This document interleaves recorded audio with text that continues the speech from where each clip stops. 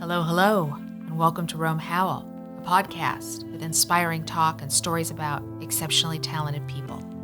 I'm Jennifer Gardner, your host. And so it wasn't until I closed the studio, spent many months being depressed and hiding in my bed, not wanting to do anything, not wanting to teach yoga, not wanting to start another business, not wanting to look for a job, not wanting to look at my bank account, basically just kind of going into a little cocoon. And then I just started listening to all these different podcasts and all these different people who are doing this amazing thing. And I was like, I can do that. I can do that. When I started RoamHowl about a year ago, I knew absolutely nothing about how to podcast. I was just fueled by intense curiosity and a determination to start. I had this strong knowing that if I did this, it would take me where I was supposed to go. And I had no idea where that was. But that's my favorite kind of journey. The first step I took was figuring out how to create a podcast. There's a lot more information out there now, much more than a year ago, but it still took me some time to sift through it all. And while I did, I was listening.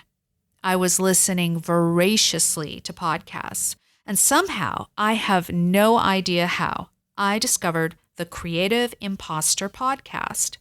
The title and the subject matter spoke to me, even though I didn't even know what a creative imposter was.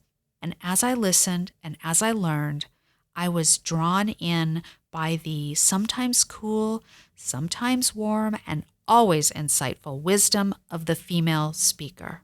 For some reason, the things she was thinking and speaking about deeply resonated with me. It was the kind of conversation I was craving to have. I thought to myself, wow, she is super smart and super wise, and she has an amazing voice. In one episode, she asked listeners if they would be interested in being a guinea pod.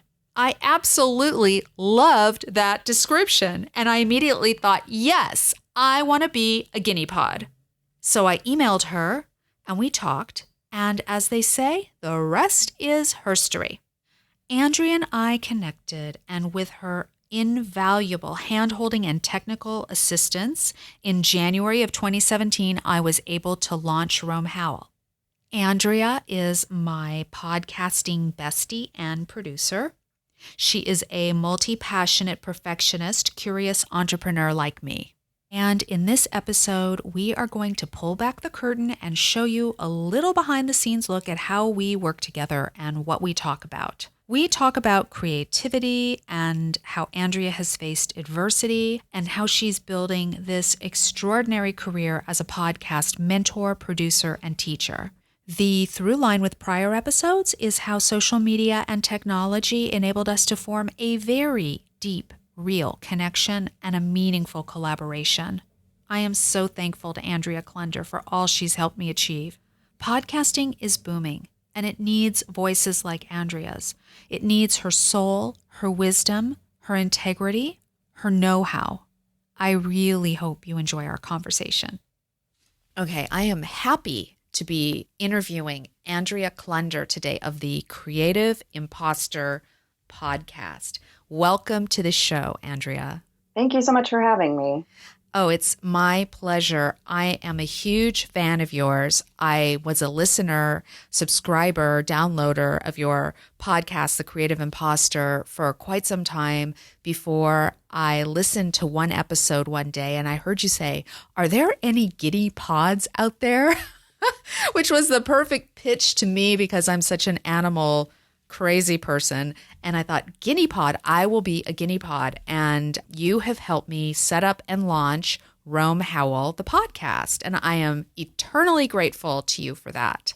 Well, you're so welcome, one. And two, because I know that I'm going to be editing this episode for you, it is really weird. And the first time that I have ever edited myself being interviewed as opposed to myself doing the interview. So this is like a totally trippy experience. Thanks for providing that. It's kind of like, it's got to be like operating on yourself. in a way. Without the anesthesia. Yeah, without the anesthesia, in a way. But, I also have to say, before we dive into the interview and all the exciting things that you're up to, I've had so many compliments on the quality of the show, and I owe that completely to you. Well, thanks. Yeah, you've done an amazing job. I mean, people say it sounds really good and just spot on. And so thank you for that. You're so welcome. That's part of my mission and part of my brand is really for anyone that I help launch something new, especially a podcast, that the quality be professional quality out of the gate rather than, oh, I'm just going to launch this thing. And then if it takes off or if I like it, then I'll invest in quality. And I'm like, quality first. Right. Well, I just have to say, I have so much fun working with you. You're such a professional and you're such a pleasure. But I still feel that on a personal level, I'm getting to know you. Like, I don't really know you personally very well. Our relationship has been purely professional, and we've done it completely over Skype and I think maybe FaceTime a time or two, and email and phone and text.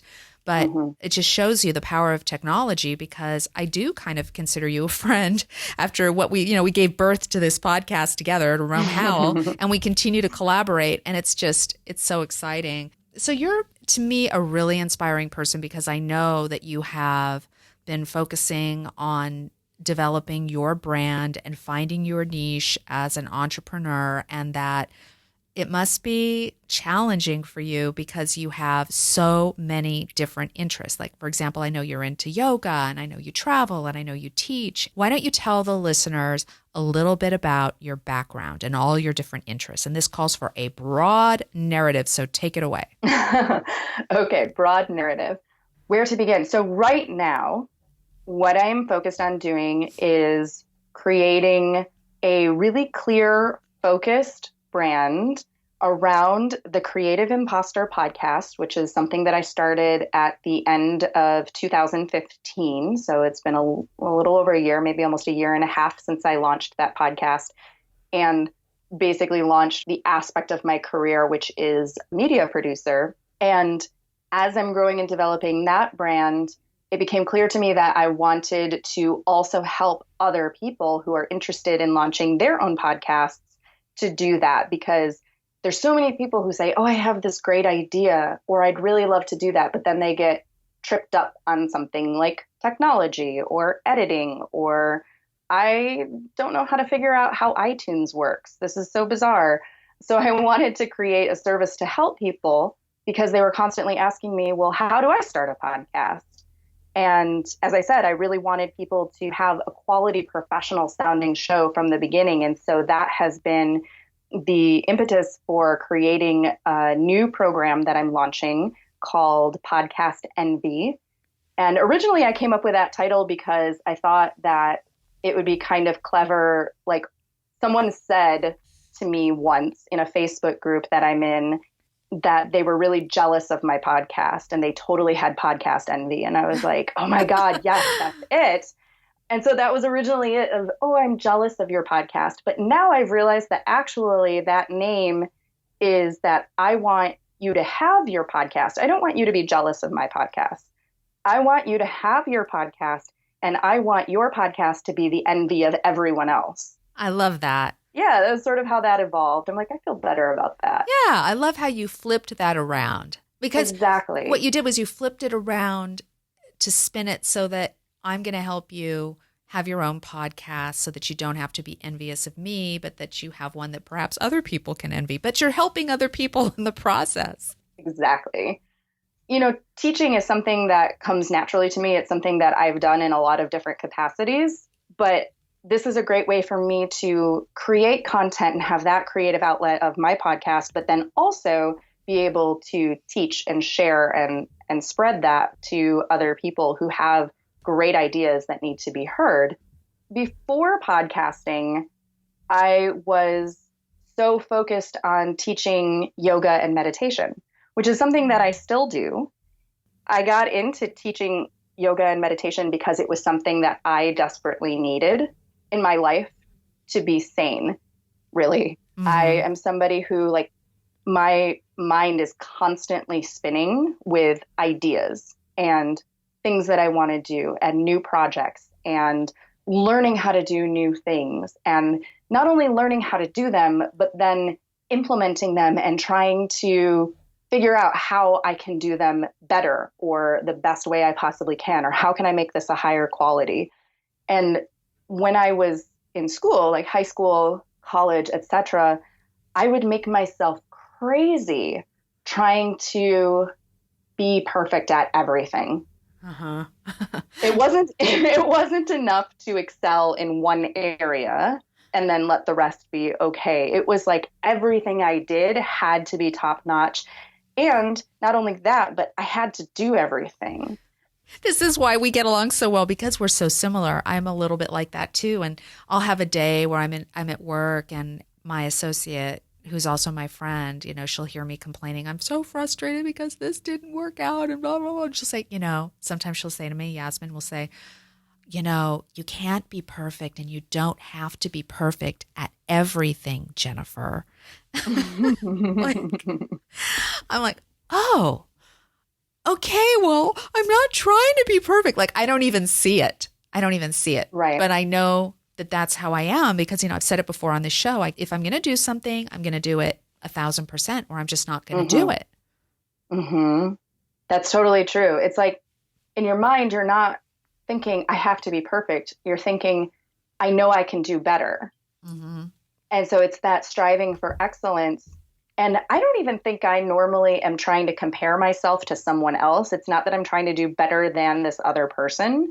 It's more like, I know I can do better for me than what I'm doing right now. So it's like I'm competing against myself in a weird way. Sure. So that's why I got into studying yoga and meditation in college originally. I was not looking for help with my mental processes. I was looking for exercise that I didn't hate, to be honest, because I didn't like exercising, but had gained the whole like freshman 15 to 20 and was like, I need to exercise. I dislike exercising. Let me try all these different classes. And I took a yoga class, and I was like so calm. And that was the first time that I ever went to a class at the fitness center where I felt better afterwards instead of feeling like I just got my butt kicked. I felt relaxed. I felt focused. The stress level was, immediately lower.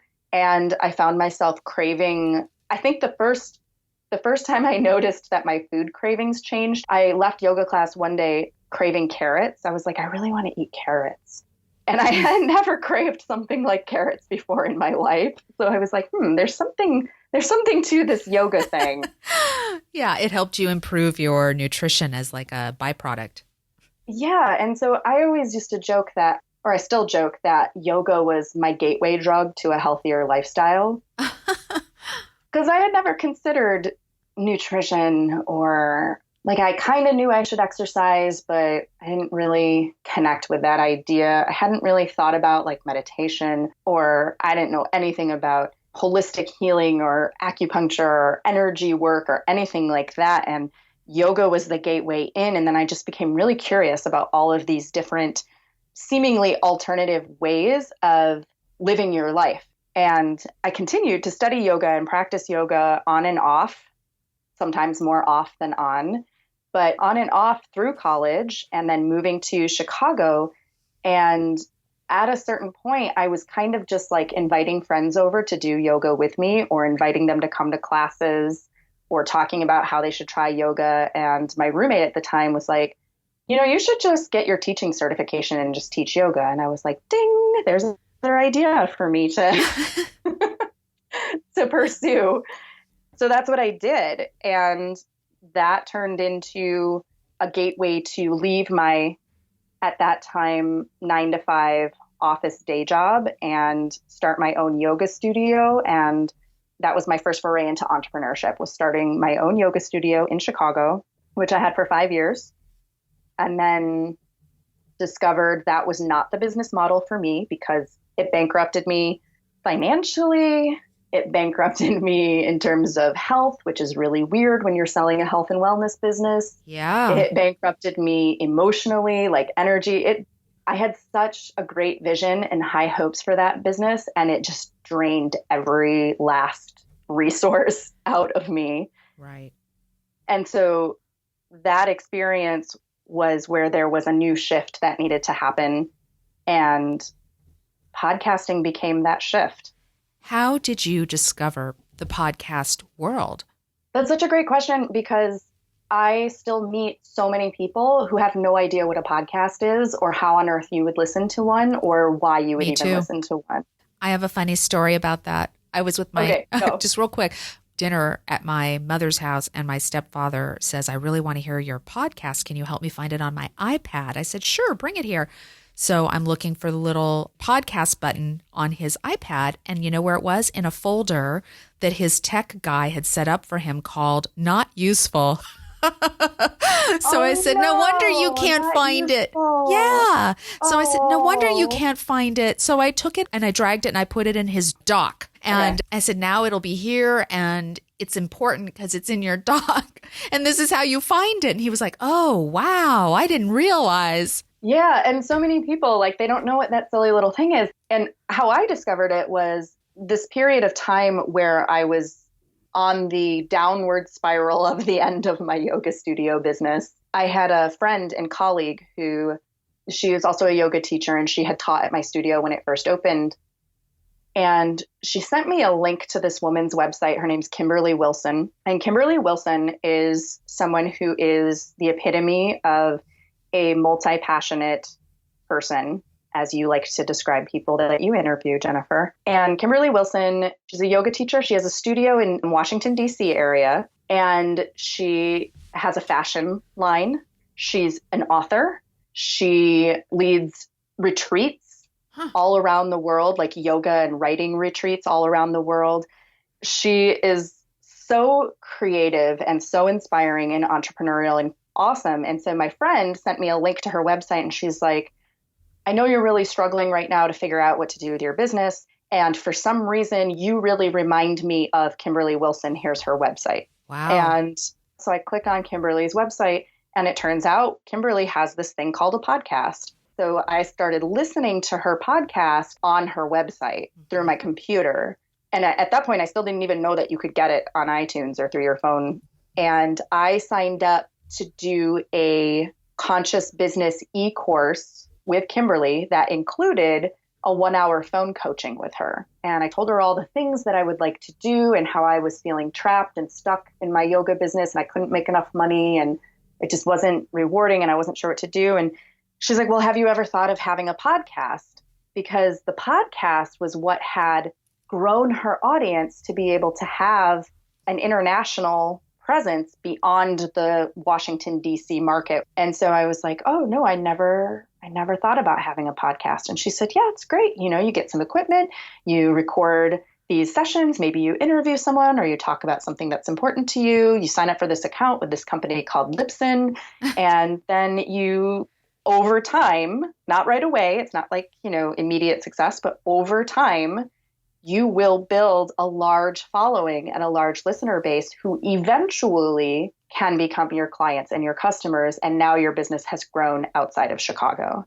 Wow. And I was like, I'm not totally sure what Kimberly Wilson is talking about right now, but if it worked for her, it can work for me. And then I sat on that idea because I didn't have time. I was trying to make the yoga studio work and I didn't have time to like figure out how to do this whole weird podcasting thing. And so it wasn't until I closed the studio in 2013, spent many months being depressed and hiding in my bed, not wanting to do anything, not wanting to teach yoga, not wanting to start another business, not wanting to look for a job, not wanting to look at my bank account, basically like just kind of like going into a little cocoon.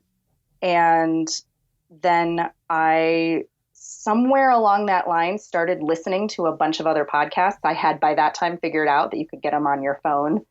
And I just started listening to all these different podcasts and all these different styles of show and all these different people who are doing this amazing thing. And I was like, I can do that. I can do that. My degree in college is in broadcast communication, in film and video and radio production. Oh, so this is a natural segue for you. Yeah, but I never learned the technology because I was in college in the late 90s. And I mean, when I say film production, we were shooting film on a silent 16 millimeter black and white camera and then taking the actual film strip and cutting it and pasting or taping it together to make our edits. I get it completely because I learned photography when we were shooting real film and I had to learn how to expose and all of that. So I understand.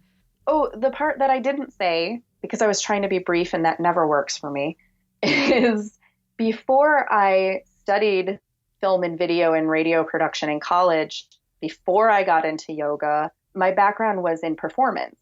So I had been an actor and a singer my whole life. I started singing in church from the time that I was 4 years old in choirs and whatnot. And that was originally what I went to college for, was vocal music performance. I was studying opera. And my whole life, I wanted to be a performer. I wanted to be on stage. I wanted to go to Broadway. Then at some point I was like, ooh, opera. And I wanted to be in operas. And my freshman year was horrible. I did not enjoy my classes. I did not enjoy my classmates. I did not enjoy the repertoire that they wanted us to sing. I did not enjoy the idea of locking myself into, oh, this is going to be ironic in a second. I did not enjoy the idea. I think I know where you're going with this. Of locking myself into a small room. I knew you were going to say that. With no windows. Yep. And here you are. And here you are. Spending hours doing the same thing. And now I'm currently standing in my kitchen pantry that I have converted into an audio booth.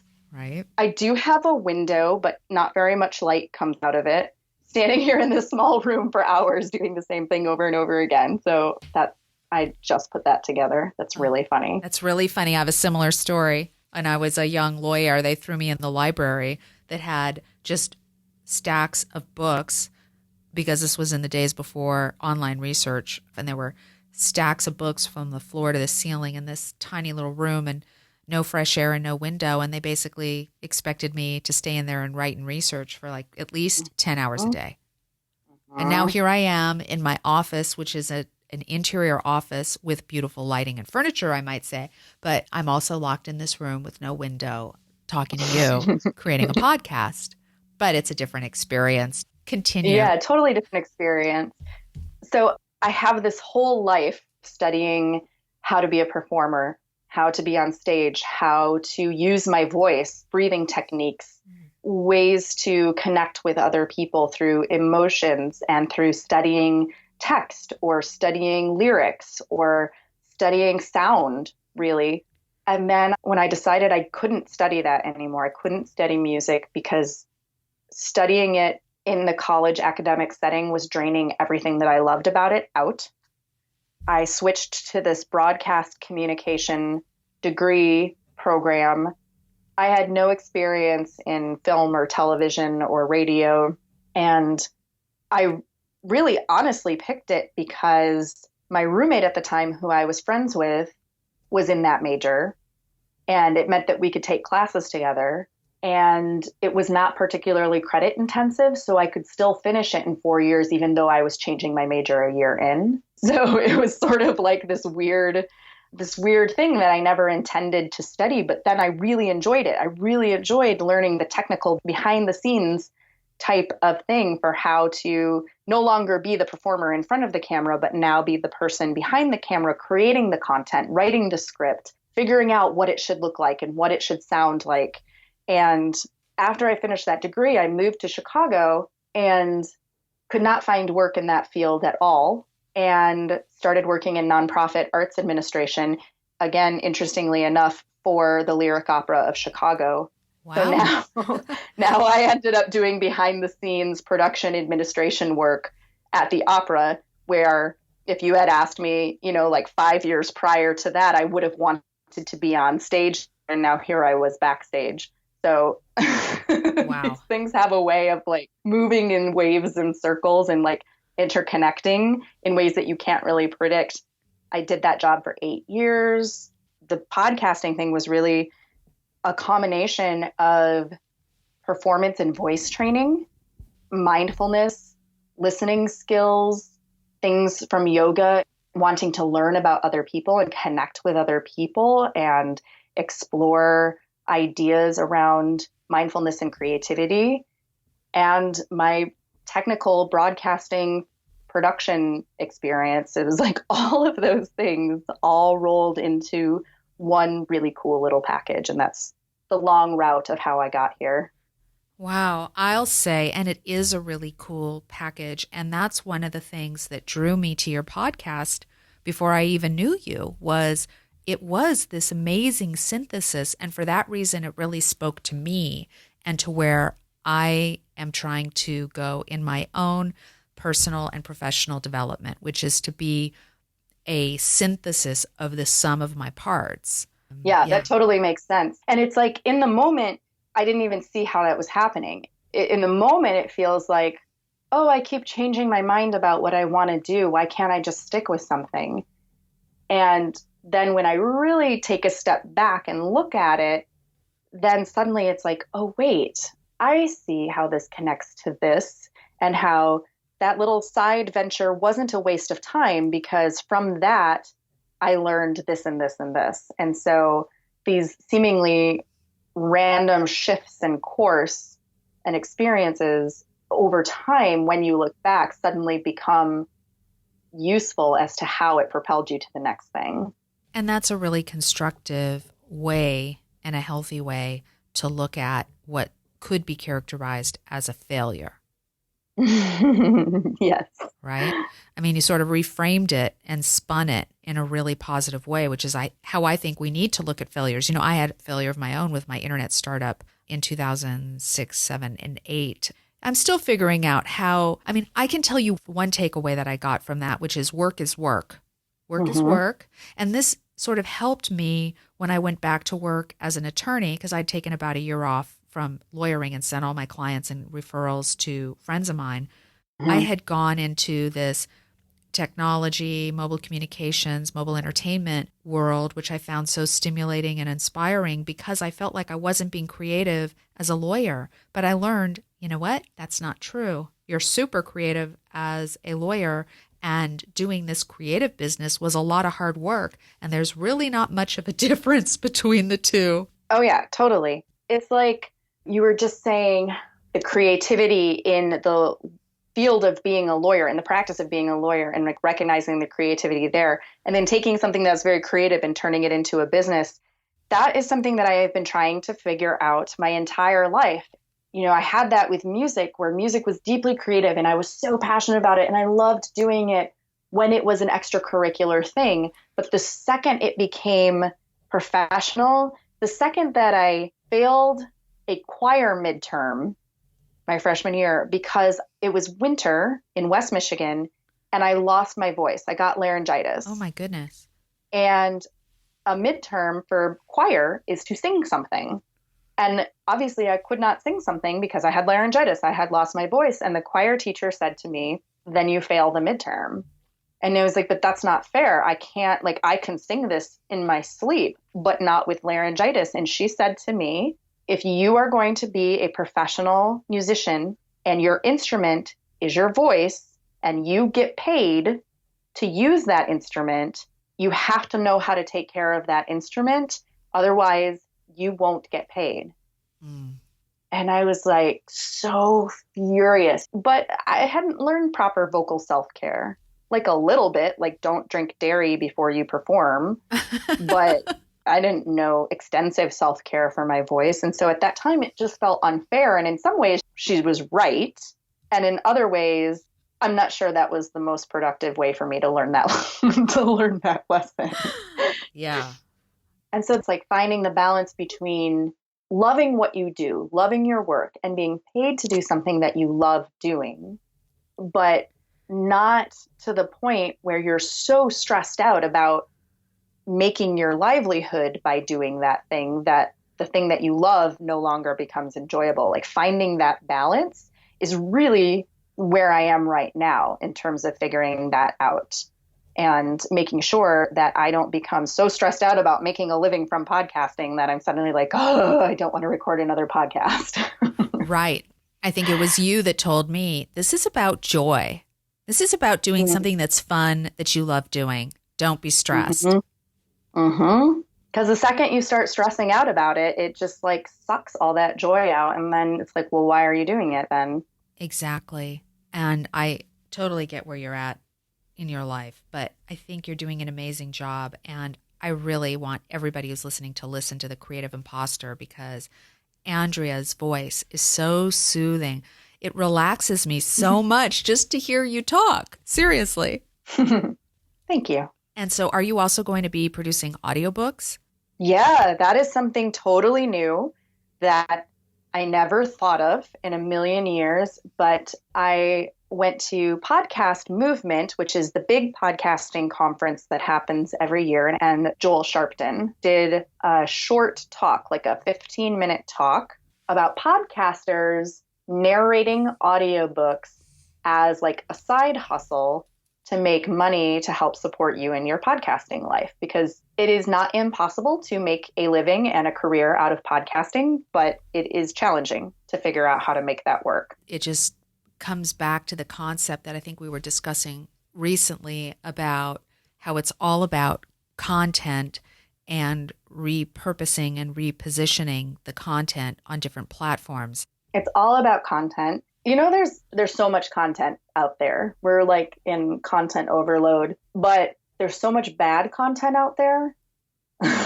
honestly, that I really want to be a purveyor of helping the really good content sort of rise to the top and become elevated.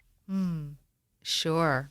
That's also such an exciting continuation of the realization of all your talents in this area. I think it's really an inspiration to me as I go down this adventure path. So, well, yeah. And that's what your show is all about. Like the whole RoamHowl idea of finding your pack, you know, your pack of other creatives who are out there and exploring and roaming around, and then sharing that. Because, you know, as somebody who wants to strive to do new things and be creative and think outside the box and find new ways of doing things, there's a whole lot of people out there that really aren't interested in that. Yeah. Or it terrifies them or whatever. And so, you know, you might have people in your life, and this is where the whole theme of my podcast, The Creative Impostor, we talk a lot about this thing called imposter syndrome, feeling like you're a fake, or feeling like if you tell someone, oh, I'm going to launch this podcast, and people are like, well, who do you think you are? You don't know anything about podcasting. You don't know anything about radio. You don't know anything, like, who's going to listen to your podcast? What are you talking about?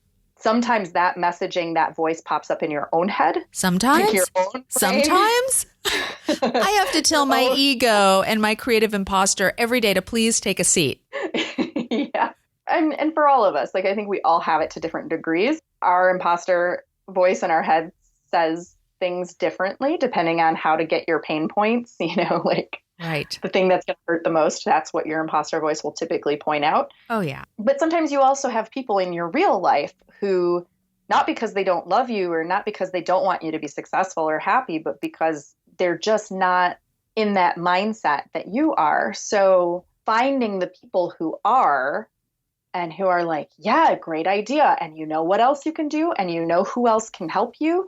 And here's another idea about how that could work. And inspiring each other to keep moving forward and keep pushing and expanding is really, you know, sort of the mission, I think, of your show. You're not the only one that has these really creative ideas and out of the box type of thinking. Here are some other people who think that way, and then inspiring people to go ahead and go for it and develop that idea. It's so critical. You got it. You totally understand RoamHowl. It's a good thing. And I've only listened to how many episodes right now? A lot.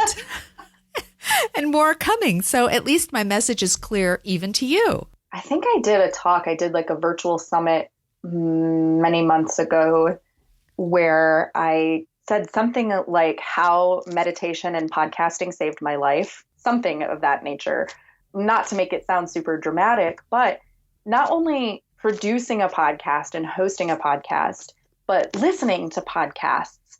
It actually got a little bit overwhelming for me in the beginning of the year where I stopped producing content because I just was like, well, how are we going to sit here and talk about creativity and imposter syndrome and, you know, whatever, when there's like so much more important things happening in the world that need to be paid attention to. So I kind of took a little hiatus from producing the show. And instead, I was consuming a lot. I was listening to a lot. And if I spend my time consuming what's in my Facebook feed, I will make myself crazy, especially around politics. But if I go to my podcast app and I started looking for activist podcasts, for feminist podcasts, for things that help explain what's going on or provide a new context for what's going on, or, highlight opportunities that exist right now instead of just saying, oh, this is terrible. Oh, this, horrible thing is happening. Oh, we're all doomed. I was able to select the voices that I want to listen to who can give me information, but in a way that inspires positivity and action and opportunity rather than this like overwhelming doom and gloom. Listening to podcasts is such a great resource for making conscious choices about the content you want to consume and the way you want your brain to be functioning. I completely agree with that. Wow. What would you say makes you feel most alive? Well, number one, a good night's sleep, because that is something that is often hard to come by when you have a brain that is processing and going at 1,000,000 miles a minute. So after a good night's sleep, being fully immersed in doing something creative, either with people or by myself.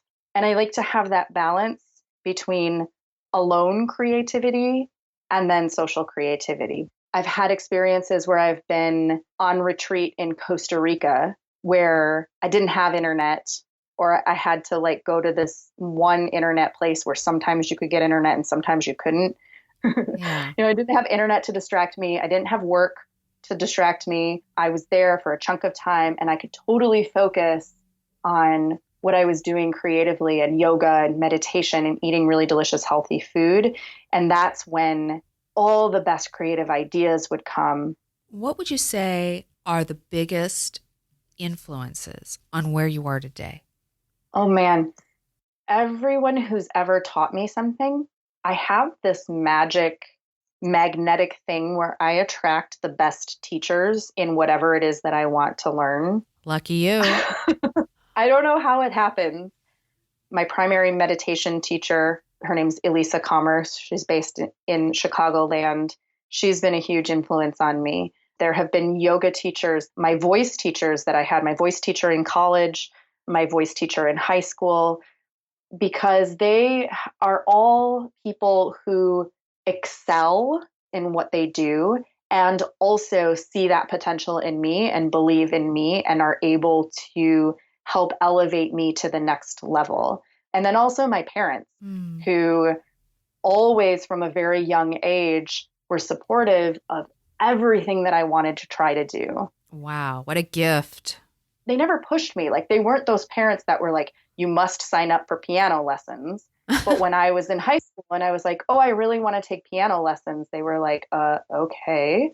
I have this story that I like to tell about my mom, which is that at a certain point in time, my younger sister and my younger cousin started taking dance lessons, and I felt left out. So I said that I also wanted to take dance classes, and I was not very graceful or coordinated.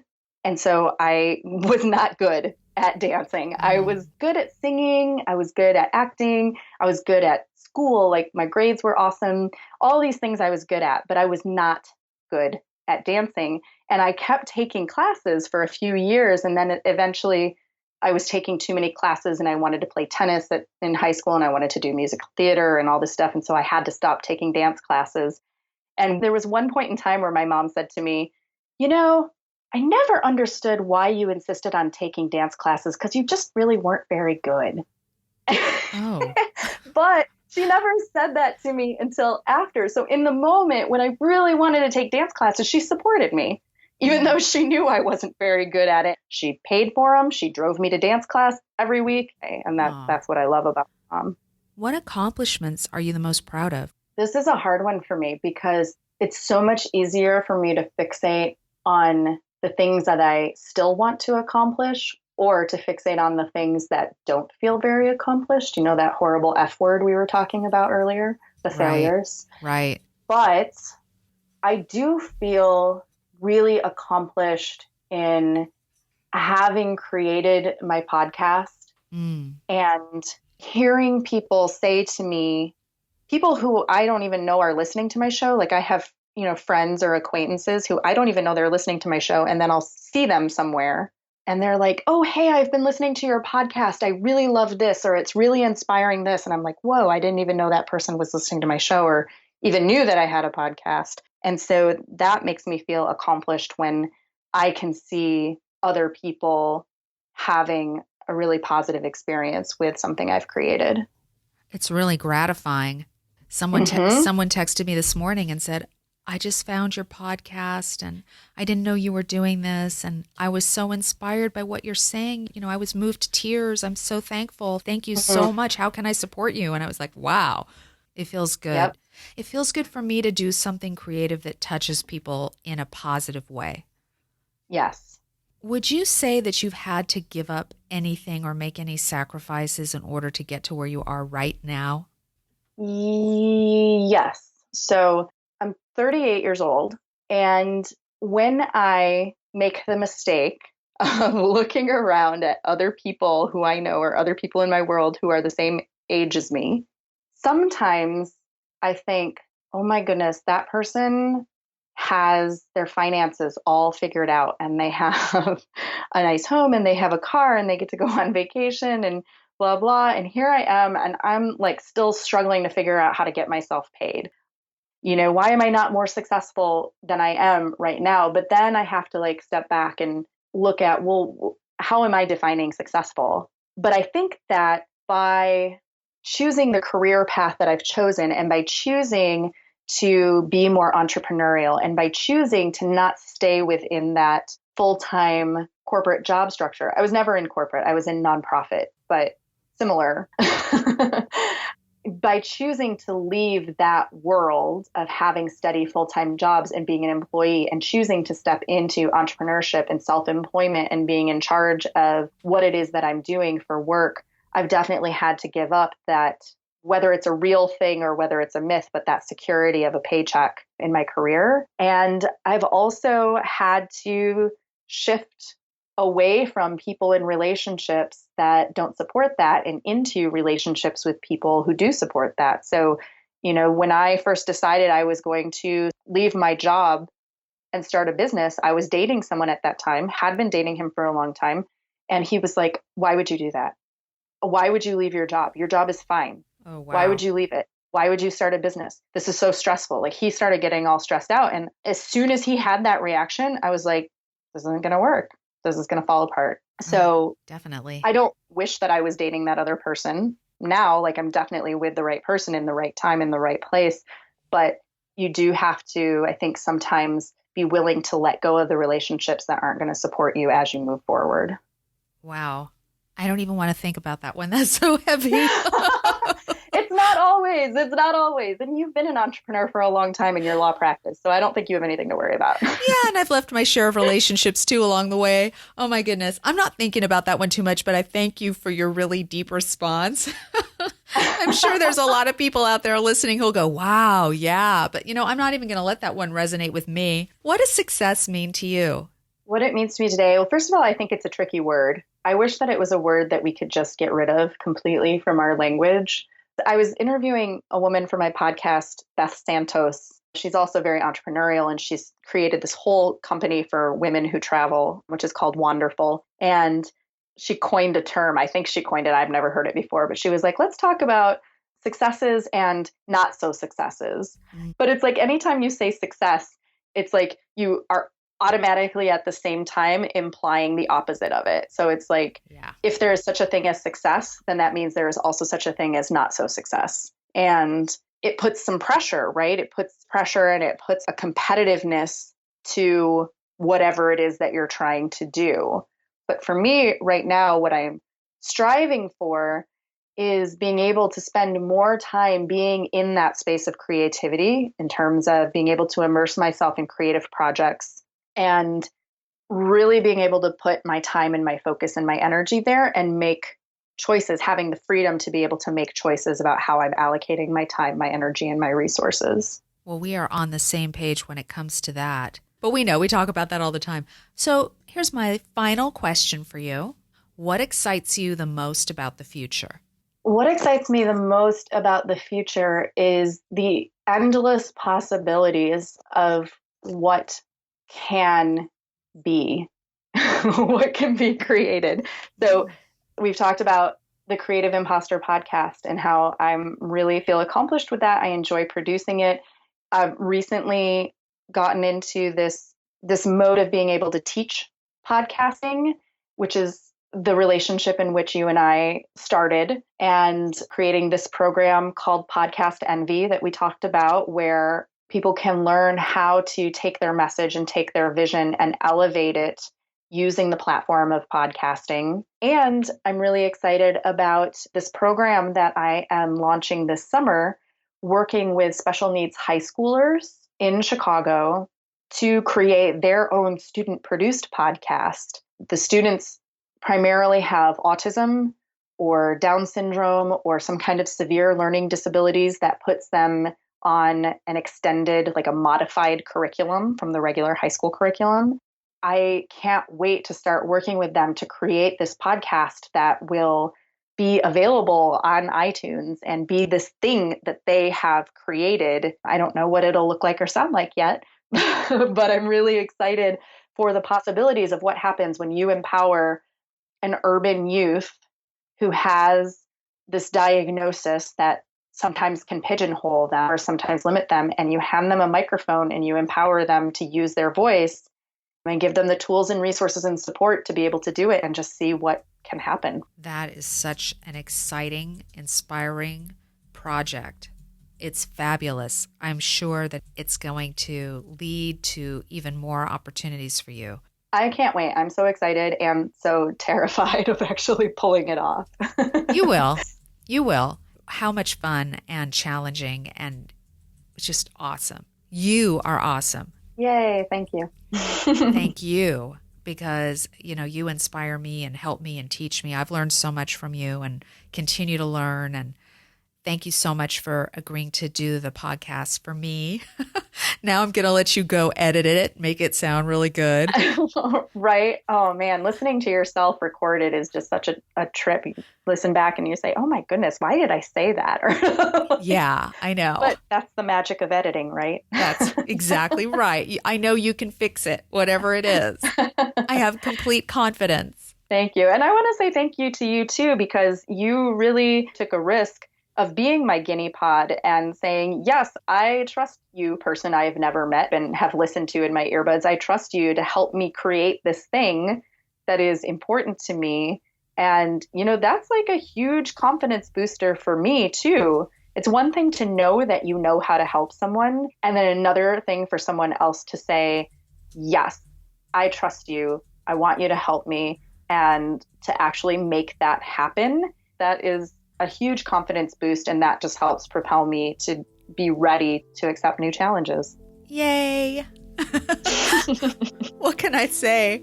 I mean, it was a no-brainer. It's one of the best decisions I've made, let's put it that way. So here's to you continuing to inspire and assist other people in realizing their podcast dreams.